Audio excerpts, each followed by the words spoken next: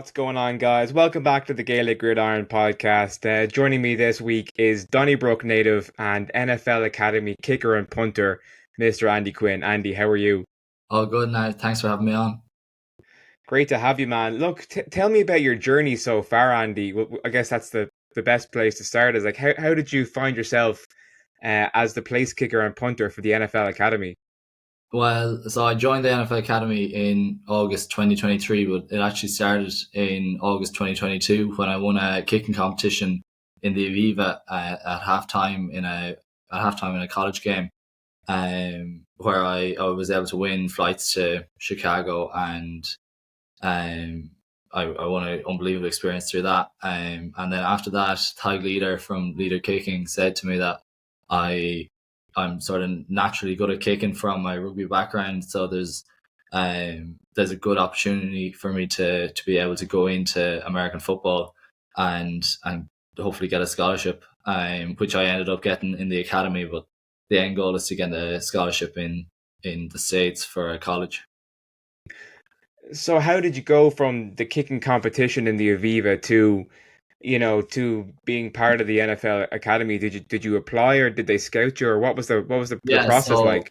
so after that competition, me and Ty had a few sessions together between October and January, just getting better at the fundamentals of American football kicking, like between the differences. And then Ty ended up getting onto Chris Durham at the NFL Academy. He was sort of interested in what he was doing, and Ty sort of said, "Yeah, we have a kicker who'd be willing to go over to you." And I did a trial then, and they were happy with me, and the rest is history, I suppose. And what's life been like in the academy since you enrolled? Not just obviously the sport side of things, but I mean you're a student athlete as well. Yeah, so I'm currently trying to study for a leaving cert in the UK, so that's got its own issues with it, but the the sort of the structure that you have in your day in the academy day to day is brilliant. You get up in the morning, 6 o'clock, you have gym, then you'll go straight to breakfast, then you have time for your academics and stuff, and then after that you'll have maybe physio, and then go to training. So like the day is well structured for you to excel at all areas, to be able to be good at kicking, good at your academics, and good in the gym and your athletic performance side of things. So it's almost like being a full-time student athlete in the States if you were playing American football over there. Yeah, And like it 100%. kind of It's getting replicates the ready for life of that. what you might experience when you hopefully eventually get into a college program as well. Yeah, 100%. So obviously, you've been there for a good few months now. What's been the highlight so far? Oh, the highlight has to be playing in Tottenham. Like when it was announced back in August that we'd be playing in Tottenham, the whole atmosphere in the academy changed. We had a goal now to look forward to be able to even to have the opportunity to play against the four-time New York champions. New York State champions was a massive opportunity for us, and then for us to end up going out and beating them 35-0 and not letting them score. It was just sort of an accumulation of everyone on the team having their best game, between the quarterback and our wide receivers linking up well together in our defense. Everyone just worked really well together that night. And obviously, you played a part in that victory yourself. How many field goals did you make in that game, or extra points? I think I got 7 out of 7 PATs, and then I was punting as well, and I got a few good punts away. So I was happy enough with my personal performance, but it was brilliant, brilliant night. Even the experience of going through the NFL dressing rooms and preparing for a game in their big, like their changing rooms in the NFL are huge, and it's something that you wouldn't be used to every day. And even just getting that experience of being at sort of that high level opened our eyes to what it could be like in college and the NFL.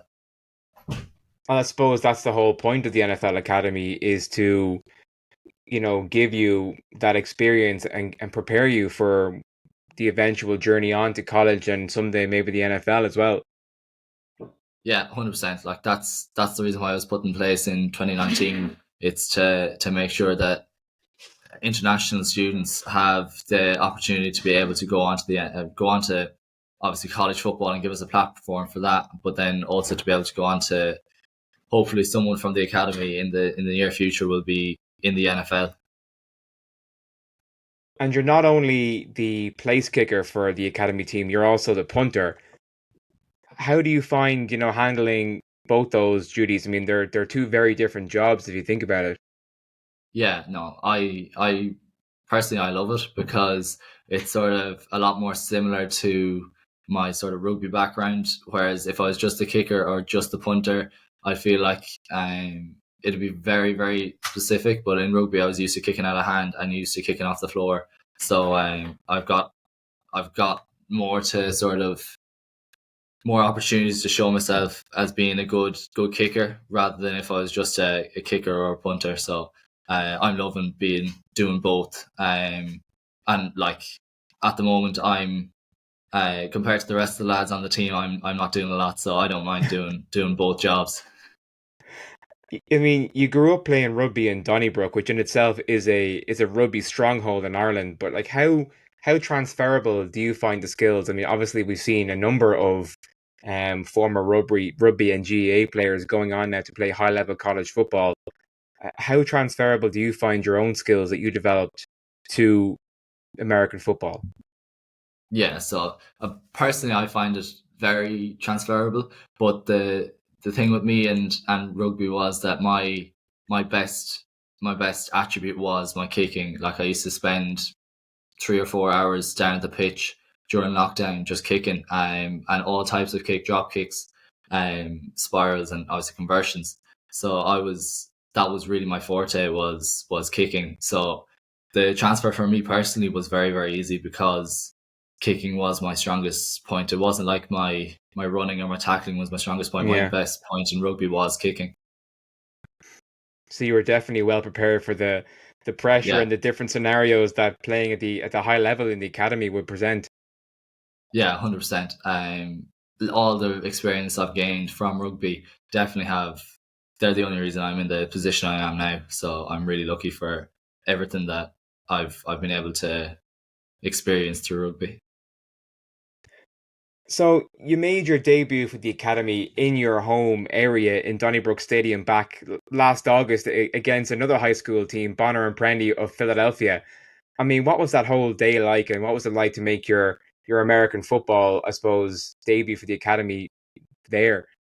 Yeah, it was pretty cool having like it was such a un unusual experience for me, but in such a usual sort of no, like I was very used to the place that I was doing. Like I wasn't used to the warm up for an NFL to warm up for an American football game. It wasn't exactly prepared fully for the sort of rush that had come at me when I'm kicking the ball. But like being able to do it in my home pitch, really, it just added a sense of sort of I know where I am and I know what I'm doing. And it helped me like having the familiarity of being in Donnybrook. Because I like after school I used to go down there kicking all the time, and yeah, it was a really cool experience to be able to do it in Donnybrook. I mean, it probably couldn't have been any of a better debut for you to play your first American football game where you grew up kicking balls, and Yeah, I mean, you would have been familiar with kicking drop goals and penalties through the uprights already. yeah, 100%. Like yeah, I spent hours down in Donnybrook kicking there, so to be able to kick in an actual game there of American football is just brilliant. Like, and I'm delighted that I had the opportunity to do it. Now, correct me if I'm wrong, but that actually wasn't your American football debut, or you also represented Ireland, the Wolfhounds. Did No, that come before or yeah, after? That was before. That was on the 5th of August this year. I got to play for the Irish Wolfhounds, and that was that. If I didn't get to play that game for the Wolfhounds, I don't think I'd be in the correct headspace that I was for Bonner Prendy. So Bonner Prendy, I got all my kicks, but and since joining the academy, I've got all my kicks. But that day, that was my very first day in playing American football, so I got to really understand the pressure of that you only have Hmm. one job, and you can't. It's not like rugby where you can make a tackle afterwards and make up for your mistake. If you miss a kick, you miss a kick and possibly put your team in a worse place. Like so, but I'm really happy for the opportunity of getting to represent my country. And apparently, I'm the youngest person to have played for Ireland as well. So they're two great things to be able to put to my name. I mean, like that's a pretty tall ask to play your first ever American football game as a kicker for the national side. I mean, tell me, like how did that whole thing come about? Like how did it unfold? So I got into the camp originally in Easter time for the under 20s. They were playing a game the same day as the NFL Academy were playing in Bonaprendy in Donnybrook, and we were practicing for that in preparation for that. And then Ross Bulger was the kicker for the senior team, but then obviously he moved to Idaho State and he was out doing preseason with them, so he wasn't available for the Irish senior Wolfhounds to play for them. So the head coach rang me, I think in July, and just asked me was I 18 and what did I have an Irish passport and if I could play. And I obviously said yeah, and I was more than happy to play. Good old Kieran O'Sullivan, huh? He's some man Yeah, for that. I know So he's a I mean, brilliant like coach. yeah, absolutely, yeah, no dispute there. One of the greats of Irish American football. But like, obviously, it's been a bit of a whirlwind year for you in terms of American football. I mean, what's next? I mean, what's on the horizon for 2024 with the academy? Yeah, so really the rest of the year is just trying to get better. For punting is just getting better hang time, and it's all really about consistency for kicking. Because I know I can do them sort of top 10% kicks, but it's about how many times in a row I can do it. So that's really what I'm focusing on kicking wise, and then obviously I have to for the rest of the year. It's sort of focused on my leaving cert to make sure I have the grades to be able to go to the States, and then after that, it's up for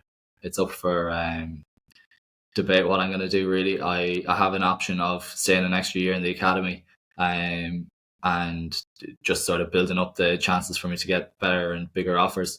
So yeah, I have all options are open. So I'm looking forward to whatever comes my way. So, like, what's the kind of top goal for you next year if you do opt to stay a year two? Is it to go to a Division One college to become a college kicker or Yeah. punter? So ideally, I'd stay an extra year in the academy and graduate for class of 2025, and then get a Division One offer and go to college in America. Then after that, And where is your dream program to play college football? um, I got the opportunity to go to Northwestern, and I absolutely love the place. Just really nice area, and the facilities that they have there are second to none. So yeah, I really like that facility and the program that they have going there. You mean you're one of what's becoming a growing line of Irish exports to kick at the college level. So, I mean, do you think that had that kind of legacy that's been built has any bearing on how you'll process or would you take any learnings from the guys that've gone before you, Ross Balger or Ronan Patterson and Yeah, see how they went about it and kind of mirror that a little bit? yeah, 100%. Like Ross has only been good for, and Ronan, they've only been good for the sort of the image that Irish kickers and punters have now. Because the Australians have been doing it in college for years, and they've got a good sort of reputation now. And Ross and Ronan being over there this year, they've definitely helped the rest of the Irish kickers' reputation for going to colleges. in the next few years. And also this week, it was announced that 2 GA goalkeepers Mm. are going over to compete in the combine this year. So the more Irish lads going over, the more reputable the training system that we have here is, and the more trust that college coaches can have in us, considering they're only judging us on tape that they see from us, and they're not really able to see us in person that much. So, a couple of weeks ago, we saw the news that your academy classmate and fellow Irishman Lopez Sanusi, he got a scholarship to play in Idaho State. I mean, is that something that, like, would you use that as motivation for yourself to be the next Irishman to get a scholarship to play college football in America? Oh yeah, 100%. Maybe not the next, but definitely whenever it comes, that's my goal. And like, there's only the reason why you join the academy is to to increase your chances of going to the States. So yeah, 100%. I'm really looking forward to putting everything into getting the best offer that I can. Really. And you already have the experience playing against high school teams. Many of those players are destined to go on and play college football, so that surely must help a little bit to know what you're up against in the Yeah, future.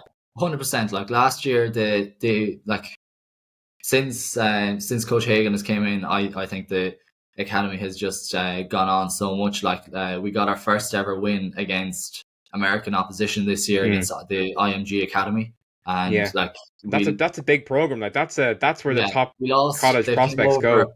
They came over last year, and we lost just marginally, and and then this year we were able to show that we are able to compete against these American high school kids who've been playing it since they were, I don't know, 5 or 6. Like, so we Europeans are able to compete against the best of the Americans. So yeah, we are really looking forward to playing against more American opposition, because that's the only way that we can prove to college coaches that we're at the same level as these guys. And you've come through the system now that is in place in Ireland, and there is a system with tide leader and leader kicking for promising young athletes to pursue college football and the NFL. You're still, I mean, you're only, what, you're 19 years old yourself. I mean, you're 18, only at the 18 beginning. now, yeah. Oh, well, then even worse, or even better. You're only at the beginning of your journey yourself, obviously. But, for any young athlete who is a kicker, who has the dream of playing college football, or, even in the NFL, and is looking to yourself and to the lads for inspiration, I mean, what would you say to them? What kind of advice would you give to them? Oh, just give it a go.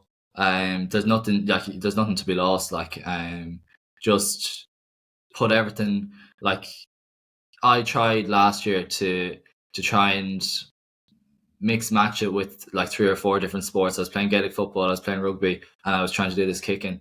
And then I sort of had to realize to myself that the opportunities that I could get from American football are so much better than anything I could ever look for from Gaelic football or rugby, just because of the size of college sport in America.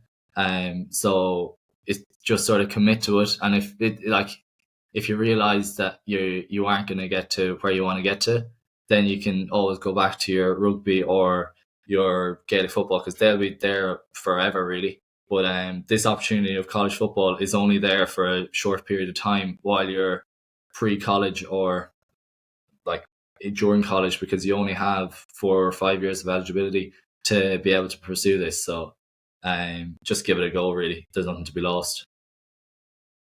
And if and when you do make it to the NFL, who's your dream franchise to play for?